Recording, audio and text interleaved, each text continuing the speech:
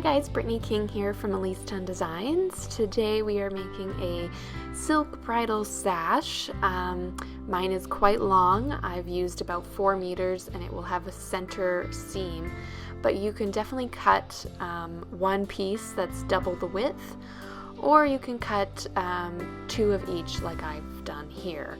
So mine are about 10 inches wide, and I'm going to sew a seam virtually all the way around these 2 pieces so that they are combined and with a center seam in the middle. My silk here was looking pretty wrinkly, so you want to make sure you give it a good iron. If you are using silk and not satin, watch your heat setting, make sure it's low, or use a shoe like I am and on the wrong side of the fabric. If you do have a center seam for your sash, do that now for both pieces. If not, and yours is cut on a fold, just ignore this part.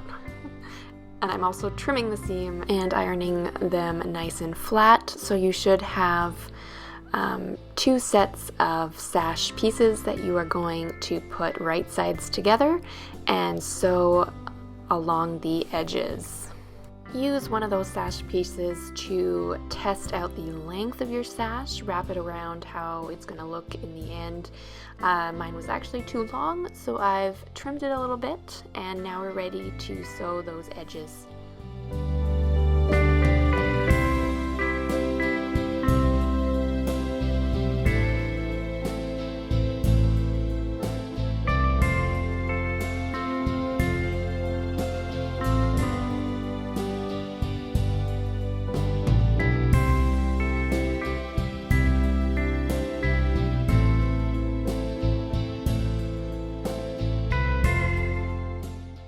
So I've sewn one of the long edges separately so I could get it nice and flat with an iron by pressing it on the wrong side, opening the seam, and then again on the right side to get it a nice crisp edge. And then I'm proceeding with the rest of the edges, starting with the corner there, back stitching at each of the corners, and then I'm going to leave a gap that's probably 4 inches or so in order to turn the sash to the right side.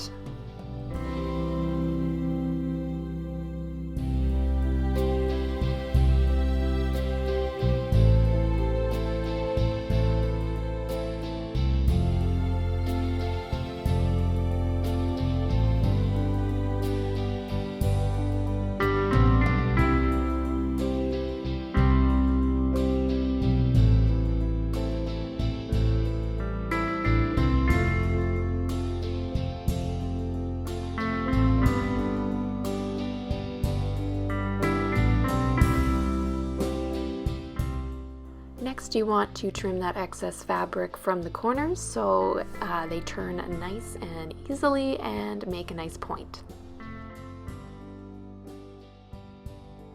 Starting at that large gap that you left open, take the rest of the sash and pull it through that opening.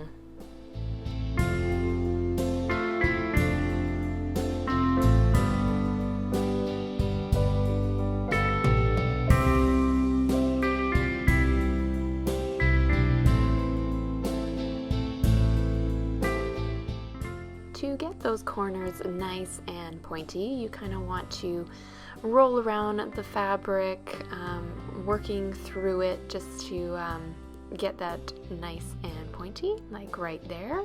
Or you can use a point turner, which is a special sewing tool that you can purchase at probably any sewing store.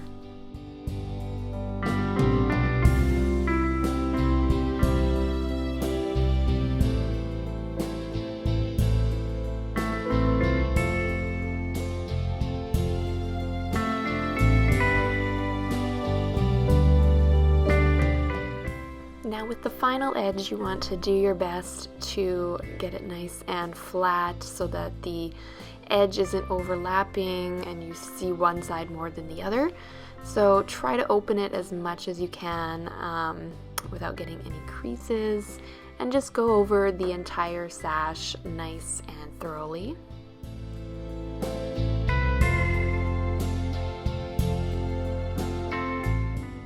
And finally, you want to use a hand sewing needle and thread to close that opening. I've used a slip stitch, which I find is the best method, but do whichever one you feel comfortable and know how to do well.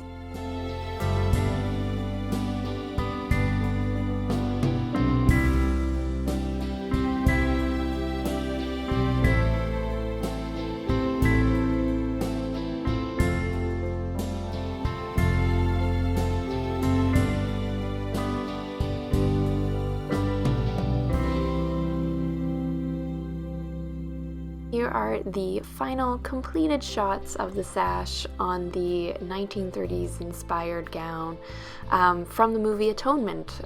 So check out my website to see more on that dress. And if you guys want to see any other sewing tutorials, please let me know in the comments, and remember to like and subscribe, and I will see you guys in the next video. So happy sewing!